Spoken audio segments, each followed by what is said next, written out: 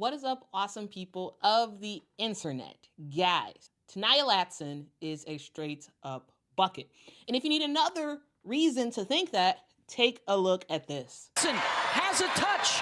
Latson gets it up and hits it at the buzzer for Florida State. Now, this was yesterday as Florida State took down UNC in an upset game-winning bucket. Tania Latson, everybody knew, 3 seconds left on the clock, everybody knew that the ball was going to Tania Latson. She gets the ball, 2 defenders are there, pump fake, gets to the rim, scores. And it's just like, even though everybody knew what was happening, there was nothing that North Carolina could do to stop it because Tania Latson is just that good. She's been that good for a long time right now. She is a junior who is eligible for the WNBA draft should she want to get into the draft.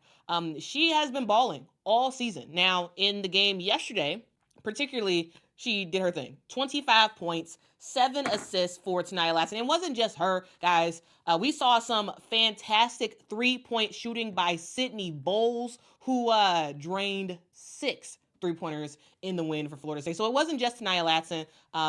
It was Sydney Bowles. It was Michaela Timpson, who gave some big buckets, played some big minutes for Florida State. But this video is specifically about Tania Latson because I believe we've reached a point where everybody just has to admit that Tania Latson is a significant contributor for the Player of the Year competition. So when we talk about National Player of the Year, right, it felt like before the season even started, it was kind of ordained who was going to be in that conversation, right? Paige Beckers, Juju Watkins, Hannah Hidalgo, Lauren Betts. But y'all better, when y'all talking about National Player of the Year, y'all better be talking about Tania Latson. And here's why. Because she has been doing this thing all season long. And actually for all the 3 years that she's been at Florida State. Now, let's actually go through her resume real quick. So, as a incoming freshman, she was a player who could have went anywhere in the world, in the country, right? She got offers from Texas, Baylor, Georgia, Kentucky, Miami, NC State. She could have gone anywhere else, but she decided to stay close to home, and go to FS. And guys, she came in as the top-ranked shooting guard in her class of 2022. She was also the 14th ranked overall incoming freshman. And as a freshman, guys, she lit that thing up. Guys, she ended up establishing the ACC single-season freshman scoring record with 659 total points scored. She also recorded 7 of the ACC's 14 30-point games in that season. Now, guys, as a freshman, she had half of the ACC's 30-point game. Wild. That also was a Florida State single-season record of 7 30-point games in a single season. Again, she was doing that as a freshman. As a freshman, she averaged 21.3 points a game, 2.9 assists a game, 1.6 steals a game. And she was shooting 45% from the field. Okay? So as a freshman. So a really good start for Tania Latson in college. Okay, we advanced to sophomore. So as a sophomore, meaning last year, Tania averaged 21.4 points a game, 4.2 rebounds a game, 4.2 assists a game, 1.5 steals a game, and she had a really good assist-to-turnover ratio at 1.4. She tied the fastest ever for a Florida State University women's basketball player to cross 1,000 career points. She achieved that in just 48 games. Again, she's scoring a whole bunch. With multiple 30-point games, you're going to get to 1,000 games pretty quickly, and she got there in 48 games. She also had, again, multiple 30-point games as a sophomore. And then we enter this year as a junior.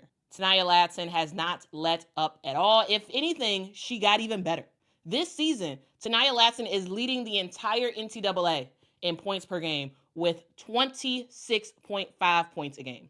And it's not just that, guys. Her shooting has gotten better, 49% from the field. Her three-point shooting has gotten better, 46% from the three.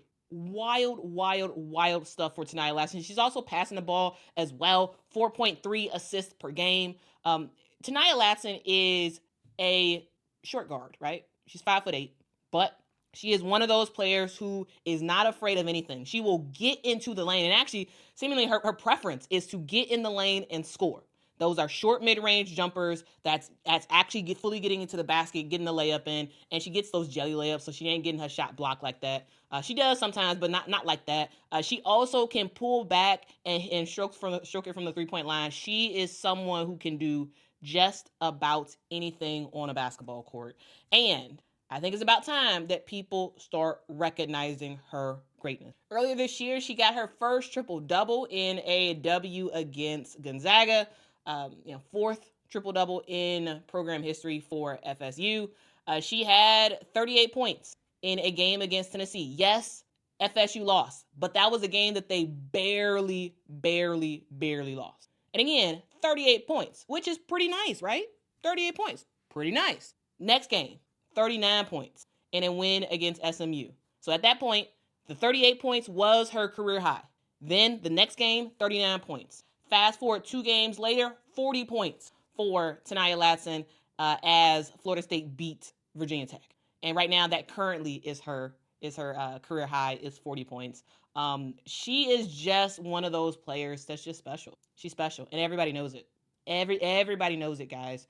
And I think it's about time that more people start paying attention to what she can do. She is a 3-level scorer. Yes, she's short. She's a shorty, but she can ball. She can ball. And at this point, while we're talking about, Hannah as player of the year, while we're talking about Juju and Paige and Lauren, you better start talking about Tania Latson because she is someone who has been underestimated because she chose Florida State. And because she chose Florida State, it hurts her ability to be talked about on these bigger platforms because they focus on players who attend the bigger colleges. And what Tania and crew are doing at Florida State is special. This is a team that is now in the top 25, courtesy of their upset against UNC yesterday. But they are 16-4 on the season, and none of their losses are bad losses. Like when we look at the schedule for Florida State, it's a really good schedule, right? Yeah, they lost earlier this year to Illinois, right? That wasn't a bad loss because at the time Illinois was a ranked team, and Illinois is still a really good team, even though they're not ranked. They lost to Tennessee earlier this year. Now, that loss was barely a loss. They lost by 2 points in that game. And again, Tennessee is a really good squad. Let's go to the other losses. They lost to Stanford. Now, Stanford, not a good loss. Not a good loss because Stanford is not very good. Well, Stanford is good, but not as good as they were last year. So, that was okay, probably the worst loss they've had so far this year. And then they lost to Cal, which again, in my opinion, not a bad loss because the Cal, the Cal, I said Cal, the Cal Bears are good. And so the Golden Bears, I should say, they're really good. And so again, not a bad loss. So this Florida State team is kind of creeping up there in the ACC. They're in 5th place right now. They got some very winnable games coming up real soon, but they do have a test against NC State. That game is on February the 9th, and I'm interested to see ultimately what they're able to do on that one. If they are able to upset NC State as well, ACC, you better watch out for Florida State because Tania Latson, Michaela Timpson, Sydney Bowles, if she can keep doing those 3-point shots, oh yeah, you better watch out. You got to watch out for Florida State. So that's all I got to say. That's all I got to say. I love it, man. Have y'all been watching Tania Latson play this year? Let me know if y'all have. I've been playing some videos of her playing throughout the year on the screen. So hopefully y'all have a better insight into Tania's offensive game because it is fire. And guys, again, she's not just a scorer. She also can pass the ball as well to her teammates and get them involved. So shout out to Tania Latson doing her thing. She is, again, eligible for the draft. She is one of the few juniors that will be old enough for the WNBA draft to be eligible. I don't think she goes into the draft. She could if she wants to. If she wants to, I do actually think she's a first round pick. I do think she does go in that first round. If she enters the draft. I don't think she does. I think it's actually better for her to just wait another year. But who knows? Who knows? We'll see what she does sometime soon. But yeah, shout out to you, Tania Latson, for rocking out and putting women's basketball on notice that they better start paying attention to Florida. Guys, let me know what y'all think in the comments below, and I will see y'all in the next one. Until next time, guys. Bye-bye.